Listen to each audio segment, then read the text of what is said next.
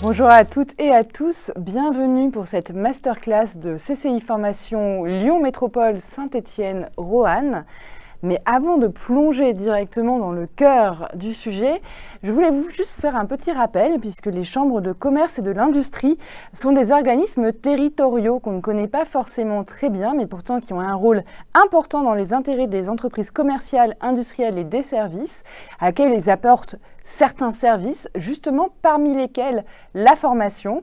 Et c'est justement pour parler des offres de services des CCI que je suis en présence de Alexandre Ventura, qui est responsable pédagogie et offre formation, et de Virginie Gilly, qui est responsable de l'offre ressources humaines, tous les deux donc de la CCI Formation Lyon Métropole Saint-Étienne Roanne.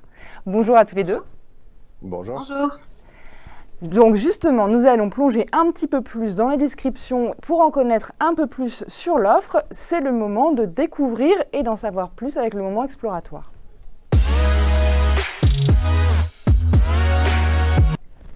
Alexandre, je me tourne vers vous. Pouvez-vous nous présenter CCI Formation ?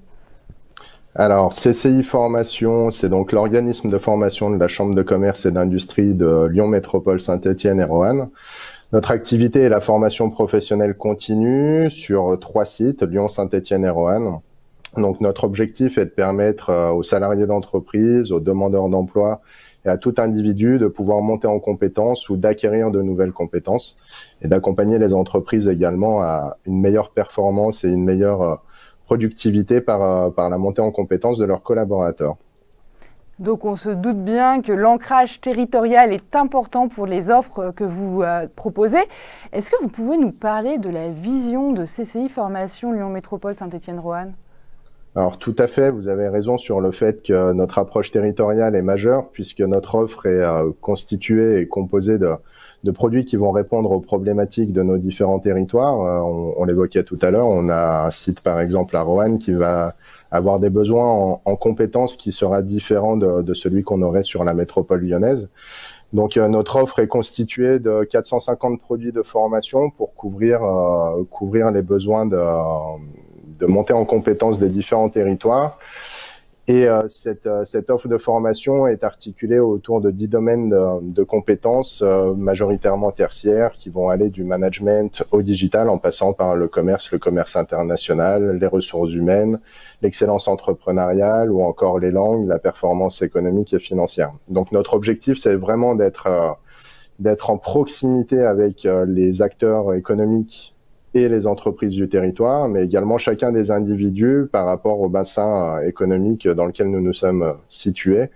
Donc notre vision, c'est ça, c'est de permettre à chacun de pouvoir soit acquérir, soit développer de nouvelles compétences pour faire face aux différents défis et notamment dans le contexte actuel qui nous sont proposés avec la crise, que ce soit pour les entreprises ou pour les salariés ou individus.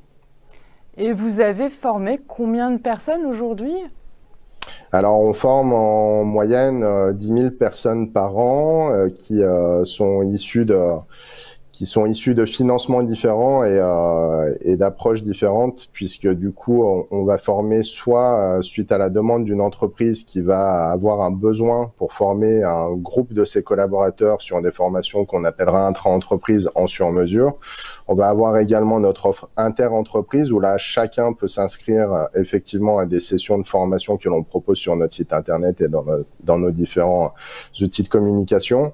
Mais on forme également aujourd'hui, notamment avec des partenariats avec Pôle emploi et le Conseil régional, des demandeurs d'emploi dans le cadre du plan d'investissement des compétences notamment. Donc l'objectif, c'est vraiment de pouvoir permettre à chacun, en fonction de ses besoins, de ses problématiques, de trouver une solution en formation pour faire évoluer ses compétences et finalement gagner en professionnalisation, éventuellement en évolution en interne dans une entreprise et ou se réorienter sur un nouveau projet professionnel. Très bien, donc on voit il y a une grande partie de sur-mesure territoriale en plus que vous offrez. Tout à fait. Et du coup, j'imagine que la ligne pédagogique est aussi dans cette approche de sur-mesure pour les gens qui reviennent en formation. Exactement. La particularité, ou en tout cas l'un des éléments différenciants de CCI Formation est d'avoir une ligne pédagogique propre qui s'appelle Agir et Apprendre. Alors, Agir et Apprendre, c'est la ligne pédagogique qui nous sert à la fois dans deux axes. C'est de permettre à chacun de nos clients, peu importe sa situation, d'avoir la garantie, en fait, lorsqu'ils viennent en formation chez nous, de suivre une formation qui va correspondre à notre qualité pédagogique et à nos exigences pédagogiques. Donc l'idée, c'est d'avoir effectivement des formations qui soient très axées sur la mise en pratique. Notre objectif premier est de permettre à chacun d'avoir une opérationnalité assez rapide, c'est-à-dire que vous venez en formation chez nous et vous pouvez mettre en pratique en situation assez rapidement après la formation. Mais c'est aussi un outil qui est important pour nous pour faire monter nos propres formateurs en compétences. Donc l'idée, c'est d'avoir cet outil Agir et apprendre qui permet à la fois d'avoir cette garantie, d'avoir une formation qui correspond aux attentes et à la promesse que l'on peut faire aux personnes qui vont faire le choix de venir se former chez nous, mais également de permettre à nos formateurs en interne de perfectionner leurs approches pédagogiques, les outils qu'ils utilisent, les modalités de mise en pratique. Donc c'est vraiment quelque chose qui est très important et qui est spécifique à CCI Formation Lyon Métropole, en effet. Très bien. Et du coup, si jamais on veut juste faire un petit focus sur l'offre pédagogique en tant que telle, vous nous avez parlé des différentes certifications et des différentes façons. Comment vous articulez cette offre pédagogique ? Alors, l'offre pédagogique, comme je le disais tout à l'heure, et si on prend notre offre inter-entreprise, qui est l'offre accessible à tout le monde sur un projet, qu'il soit individuel ou collectif, et donc constitué de 450 produits de formation avec les différents pôles que j'évoquais tout à l'heure. Donc, nous avons des responsables de ligne de produits qui ont un domaine d'expertise sur chacun de ces pôles, dont Virginie qui m'accompagne aujourd'hui, qui est sur le pôle ressources humaines et paye. Nous avons effectivement cette volonté de pouvoir avoir une offre qui ne soit pas cloisonnée. C'est-à-dire qu'aujourd'hui, vous avez la possibilité de suivre à CCI Formation un parcours de formation que l'on va appeler cycle et qui va pouvoir aller piocher des modules dans l'une ou l'autre des lignes de produits que j'ai évoquées tout à l'heure. Donc, on a une vraie complémentarité dans notre offre. Et sur un plan un petit peu plus pédagogique, je dirais, aujourd'hui, on a des modalités qui sont diverses, puisqu'on a la formation que l'on connaît tous en présentiel, en salle, chez nous, sur une formation d'une durée de 7 heures, 14 heures ou plus. Mais on a des modalités aujourd'hui qui ont été accélérées avec le distanciel. Nous avons des ateliers qui sont sur des durées très courtes pour permettre de gagner en efficacité assez rapidement. Et bien sûr, nous intégrons également des outils digitaux dans notre approche. Et bien justement, je voulais parler de ça parce que vous êtes en innovation pédagogique constante, comme vous venez de nous le dire, et vous avez développé une application mobile qui est le Learning Hubble. Est-ce que vous pouvez nous en parler ?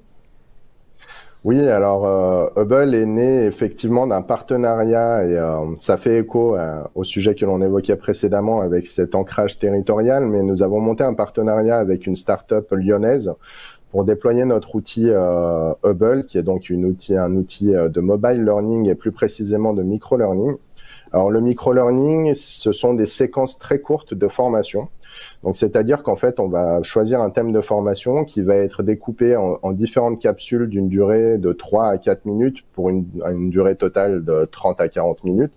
Donc ça permet à tout à chacun un petit peu partout ou lorsque l'on le souhaite de continuer en tout cas à se former grâce à ces apports pédagogiques de manière très courte et efficace. Donc en fait, le choix que l'on a fait, et c'est quelque chose qui est primordial pour nous, c'est de faire le choix de ne pas mettre l'outil au centre de notre pédagogie, mais vraiment d'avoir notre pédagogie et de développer un outil en parallèle et qui s'intègre pleinement dans notre stratégie. Donc aujourd'hui, Hubble vient en fait en appui à nos formations, qu'elles soient en présentiel ou en distanciel, pour permettre à chacun de nos stagiaires d'approfondir, d'ancrer les éléments qu'ils ont vus au travers de la formation qu'ils suivent en présentiel ou en distanciel, mais également d'aborder un sujet connexe qui va leur permettre de découvrir de nouvelles connaissances, de nouvelles compétences qu'ils vont pouvoir développer et ancrer également grâce à cet outil de mobile learning. L'innovation est importante pour nous, mais ce qui est le plus important pour nous, c'est effectivement de garder notre pédagogie au centre et non pas de placer les outils technologiques au centre de notre pédagogie. Vraiment, c'est un élément qui est important dans notre approche et dans le développement de notre offre. Très bien. Donc effectivement, poursuivre votre exigence pédagogique, vos innovations, laisser la technologie là où elle est, c'est-à-dire un outil, mais un outil qui peut être efficace quand on est dans une approche d'apprentissage, notamment quand on est un professionnel et qu'on est déjà en emploi et qu'on doit continuer à apprendre. Ces petits outils qui sont des outils technologiques sont extrêmement importants. Merci beaucoup Alexandre pour cette première vue de ce que vous offrez. Juste avant de passer à Virginie, j'aimerais bien avoir votre conseil. Du coup, quel serait votre conseil, vous, en tant que professionnel, pour les cadres qui ne savent pas vraiment s'ils doivent reprendre des formations? Alors, le conseil le plus simple et le plus efficace, si je puis dire, c'est de se lancer. En fait, aujourd'hui, on peut avoir, et notamment lorsque l'on est cadre, on peut se poser la question de la nécessité de suivre une formation. Aujourd'hui, je pense qu'il est primordial de se lancer. Il n'y a pas de formation qui soit déconnectée d'un projet. On peut se dire parfois que l'on a déjà les compétences et que l'on n'a pas besoin de suivre une formation, et pourtant la formation va vous apporter plusieurs choses. La première est de valoriser les compétences que vous avez déjà. C'est très clair qu'aujourd'hui, de venir les remettre à jour, les réactualiser va vous permettre de les valoriser. Je pense également que le deuxième élément qui est important, c'est de venir en acquérir d'autres si on veut se réorienter vers un nouveau projet.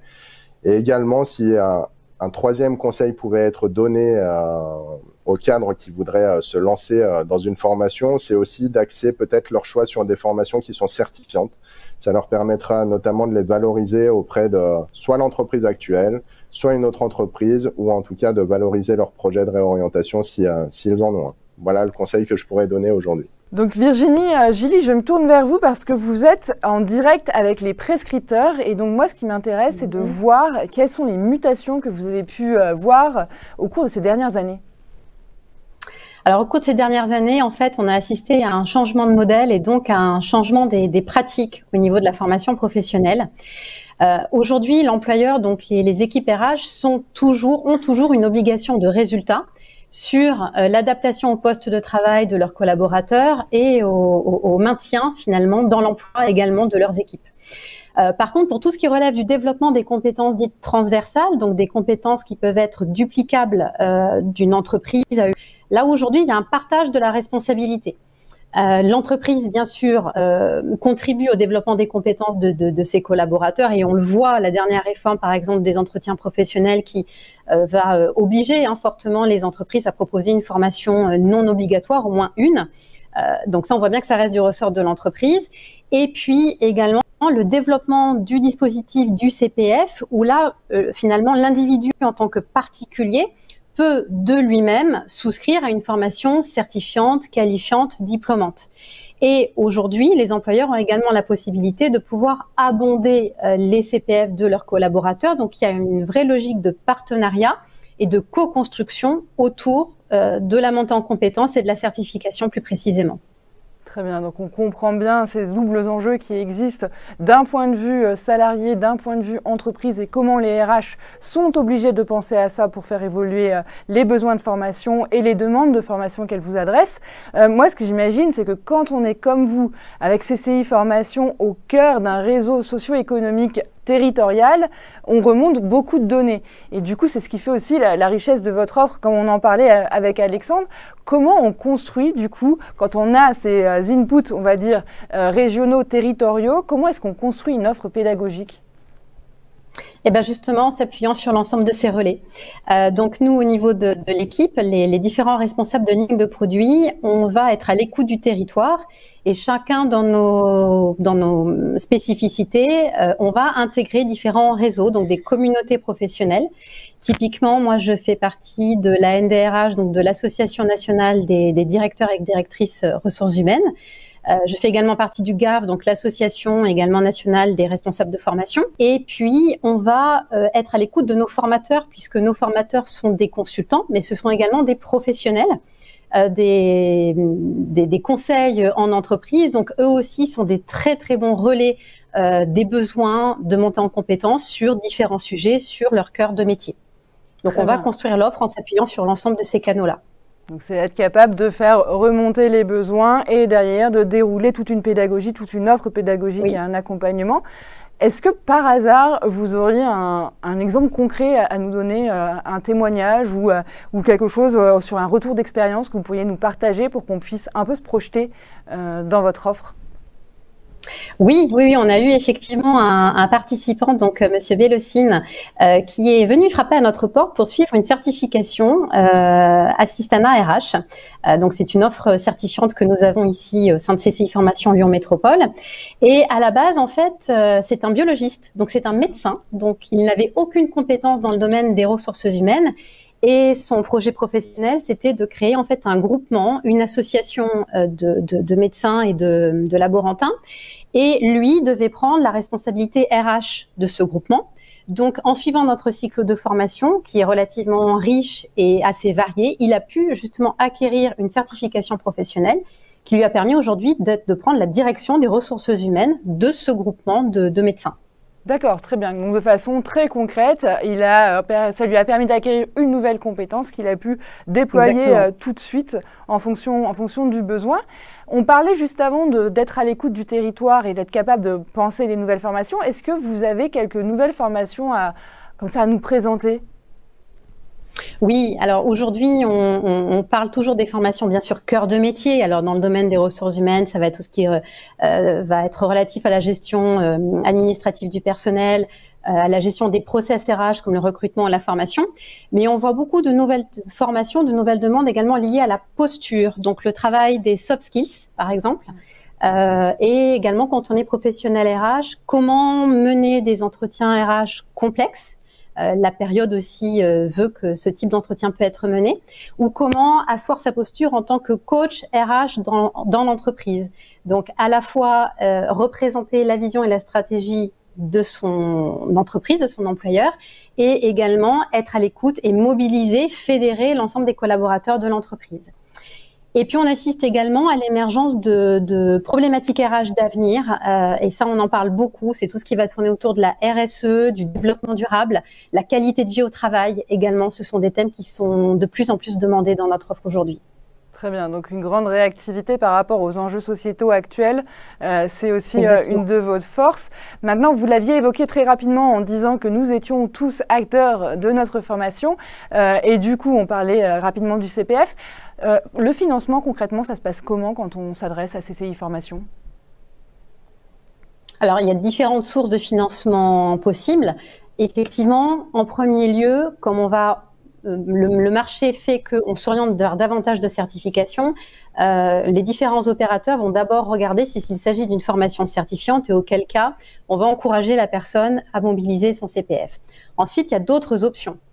Lorsque vous êtes un salarié dans une entreprise, l'entreprise peut bien sûr utiliser son plan de développement des compétences pour pouvoir financer la formation. Lorsque vous êtes employé dans une entreprise de moins de 50 salariés, l'OPCO peut également intervenir dans le financement de la formation. Et puis ensuite, au-delà du CPF, vous avez d'autres dispositifs comme le CPF de transition professionnelle ou les transitions professionnelles collectives qui existent aujourd'hui et qui vont permettre à une personne de pouvoir se reconvertir vers ce que l'on appelle un métier d'avenir. Pôle emploi, bien sûr, est un financeur pour tous nos clients demandeurs d'emploi aujourd'hui. Très bien, donc on voit qu'il y a des multiples canaux qu'on peut activer quand on est intéressé. Oui. Merci pour cette première présentation, pour cette présentation très globale et avec votre axe expertise qui était très enrichissant. Juste avant de terminer, moi j'aimerais bien avoir votre conseil.